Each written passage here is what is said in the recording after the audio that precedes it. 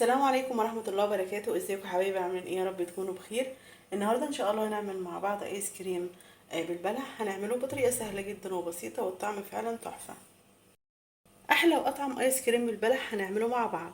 يلا بينا نشوف هنعمل الايس كريم القمر بتاعنا ازاي.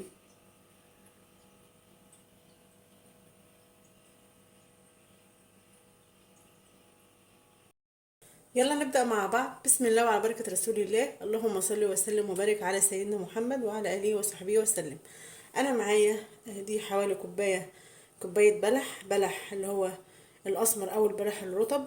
أنا غسلاه ومقشرة القشر بتاعه بالشكل ده وشايلة منه النوى، وهرساه بس كده هرسة بسيطة. ومعايا نص كوباية من لبن الحليب، ده لبن متلج كامل الدسم. ومعايا نص كوباية من الكريم جانتي الخام. معايا كده المضرب بتاع الكبة او المضرب الكهربائي او المضرب السلك العادي اليدوي. بس طبعا لو هتعملي مضرب السلك اليدوي هتقعدي بس كده تضربي 5 دقايق في الكريمة. هحط بقى كوباية البلح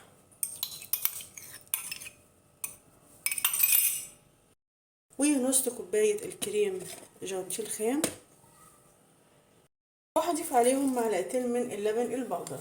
طبعا لو مش متوفر عندك مفيش اي مشكله، عادي ممكن تستغنى عنه، بس هو بصراحه هو بيطعم لي الايس كريم بتاعنا. وهضيف نص كوبايه لبن الحليب المتلج، وهضيف معلقتين من السكر. طبعا مش هنزود السكر لان طبعا البلح فيه نسبه سكريات، عشان ما يبقاش الايس كريم بتاعنا مسكر زياده عن اللزوم، مش هيدينا الطعم اللي احنا عايزينه. وهضيف فانيليا سايله، يعني حوالي معلقة صغيرة من الفانيليا السائلة، أو حوالي كيس من الفانيليا البودر.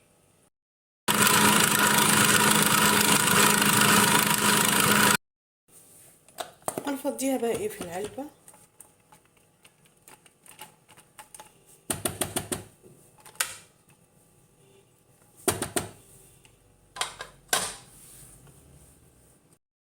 هفضيها بقى كده في علبة.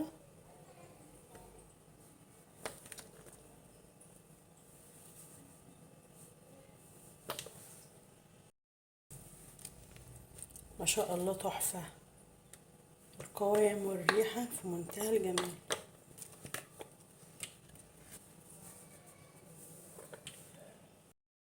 هغطيه وهدخله الفريزر مش أقل من 5 ساعات، ولما يجمد معانا إن شاء الله هنشوفه مع بعض. كده خلاص الايس كريم قعد معانا في الفريزر 5 ساعات. هنبدأ بقى نقدمه.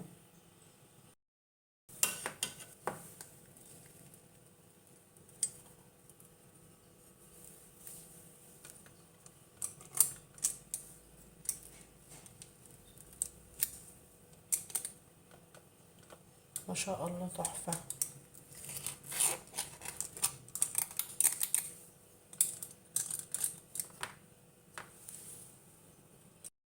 هزينه كده بقطع البلح. خلاص ايس كريم البلح جاهز معانا بقى بالشكل ده، بصراحة في منتهى الجمال. القوام تحفة والطعم حكاية. احلى واطعم ايس كريم بالبلح عملناه مع بعض. جربوا الطريقة دي ان شاء الله هتعجبكم. نتقابل ان شاء الله مع فيديو جديد.